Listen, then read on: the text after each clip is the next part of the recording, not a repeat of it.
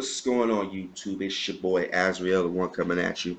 Yeah, I know it's been a long time since I put another video out, but you know how this works, man. Of course, recent news, just finished my college degree.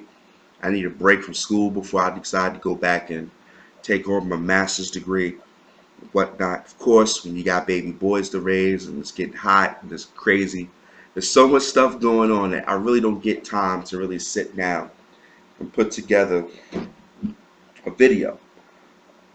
But something was stewing on my mind when I had to come up with this video, because this is something that I was looking to find how I could encapsulate my one major gripe with the pro-black argument. And so I ran into this meme that had a quote from Booker T. Washington on it, and chances are, if I didn't put it in the title of the video or the cover photo, it may even display in the video. Nevertheless, for the points of brevity, I'm going to either A, put it in the actual video for you to read, B, put it in the box below for you to read, or C, I may do both. But what I come to understand about this pro-black is that this guy is a hustler, of course, and he gets paid for doing what he does. Obviously, if he is unable to keep you in a perpetual victim status, he loses his job. And of course, you don't have to go very far to see this, because you have a plethora of Negroes on YouTube trying to get a hustle. And I'm not saying, you know what I'm saying, you can't get it how you live. But the point I'm trying to make is very simple. When it comes down to actually doing something for the community, trying to better the community, let's be honest here, these motherfuckers really don't give a shit except for the bottom dollar in the pocket. And what they'll do is that they will tell you all sorts of things and keep you in perpetual victim status, and it feels like you're playing a game of three-card Monte. Now, most of you guys who have ever played three-card Monte or have seen three-card Monte played, you know how this works. This is a con game. You have two dudes sitting on a corner, one guy behind the milk crate with the freaking paper cardboard box sitting up there with three cards on there. You got another dude that's making it seem like he can win this game. And what happens is, this is similar to where the pro-blacks work, in my opinion. What these pro-blacks will do is that they will set up shop and they will tell you there's a whole social issue and how it's racist, of course, at the enabling of their liberal white slave master. And they will sit there and try to say, listen, you can get down with us and you can win big. But we all know that when you play three-card Monte, the only person that wins three-card Monte is the ones that's hustling you for your ends. Because no matter what you think, looking for that red queen, you gonna always find something black. And obviously, when you find black, you lose. Now, what does this have to do with the pro-black movement? Let me make this evidently clear here.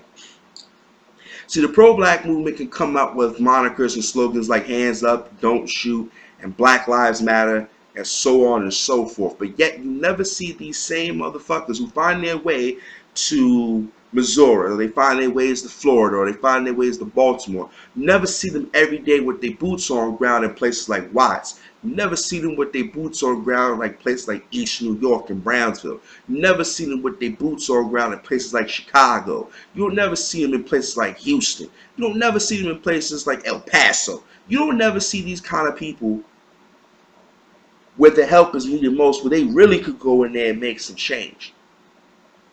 Let's look at it another way in this three-card Monte / pyramid scheme. At the very top, you have these dudes like Al Sharpton and Messi Jackson, who are obviously raking in on the benefits, raking in the cash money, and yet for some reason selling niggas out on a day-to-day basis. And then you have other dudes who are on the bottom of the pyramid trying to get up to the top. And the irony here is, when you expose this to this Negro, he gets mad. He gets mad when you question his Al Sharpton and Messi Jackson. And it made me think at this point for a second, because I really wanted to put this out here. Now, it's no secret to some, but if you don't know, I am a Christian. Specifically, I'm a Roman Catholic. Western Rite or Latin Rite Catholicism. And I had these so-called pro-blacks sit there and say, wait a minute, so you have a problem questioning the Bible. You follow this white Jesus and all this other stuff, but you won't believe in this. So let me turn that argument on its head. So you're getting mad at me because you think I won't question a deity who I've never seen or never spoke to, and the only way I believe that I speak to him in a private manner is through devotional prayer. Yet you have Messi Jackson, Al Sharpton, your urban Negro leagues, the NAACP, and the like, who are tangible physical entities and physical places which you don't question. And if you question it, you get about as butthurt as the fundamentalist Christian whom you challenge on his belief or who Jesus Christ really was. Let me say that again. You will point the finger at me because I won't question my own faith, and you misappropriate and pigeonhole me into believing that I worship a white Jesus and that I don't question where my faith comes from. But if I turn around and ask you to question, like these Francis Welsings, ask you to question your Messi Jacksons, your Al Charlatans, all these Dr. Umar Johnsons and the like, if I say, why don't you question them, these Negroes get butthurt.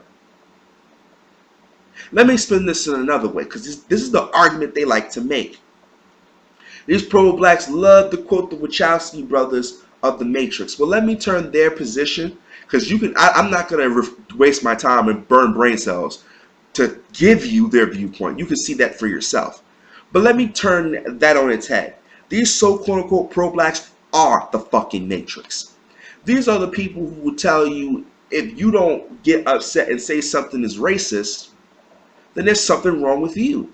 They do not question the things before them, but they question things that should be obvious to not question. And I don't mean this in matters of religions and beliefs, but I do believe there's some things that's called logic. You don't question the logic because logic is fundamentally true. It's evident. This is why you have theory and logic. Logic is something that is a series of steps in which you take these steps, you will always come out with this result. An example would be if I take an OR gate, it's a computer chip, right? A computer logic function. An OR gate says, listen, when one state is a binary on, or which means a state is on and one is off, the statement is always true. But when it's both are false or both are true, then it's false. So goes the issue with the pro-black. He will expect you to question logic, but not a question of theory. And what happens is, in this system of control, as they like to talk about, these quote-unquote pro-blacks will do what? They will tell you that the system is racist and it's white supremacy. Yet they, one, never define what white supremacy is, and two, they never give you an example of white supremacy aside of talking about the police state, the imprisoned industrial complex, which if you do your own research, debunks it on its head. It gets debunked by simple fucking research. And then you have, of course, the jackasses that love to claim Willie Lynch. Let me bring this and make this a bit more concise. These Negroes sit around and extol and claim this system of control, this complex designed to enslave and encapsulate the mind of every Negro to make him a permanent underclass, to make him the bottom of the barrel. And what this Negro has not understood is that by thinking in a victim complex, you're doing two things. One, you're keeping the people who are telling you you're a victim fucking wealthy. And two, you're showing that you have the inability to think for self. And since you can't think for self, you will obviously be led to anything. How does that anecdote go? A man that stands for nothing will fall for anything. That's the Negro under the yoke of the pro-black movement. He stands for nothing because if he stood for something, he would think for himself. And yes, I'm not saying he can't agree with some of their talking points. There are some talking points, even in a very minute way or a minute degree, I can agree with. But this pro-black tells his brothers to be of monolithic thought. And anyone who is not a monolithic thinker is a coon. And you Negroes don't question that. You don't question that. Again, let me bring it back to that guy that is playing 3-card Monte. He tells you you can win money. And he sets you up real lovely. And then your black ass steps to that table and you play 40 on the 100. And you slam down your $40.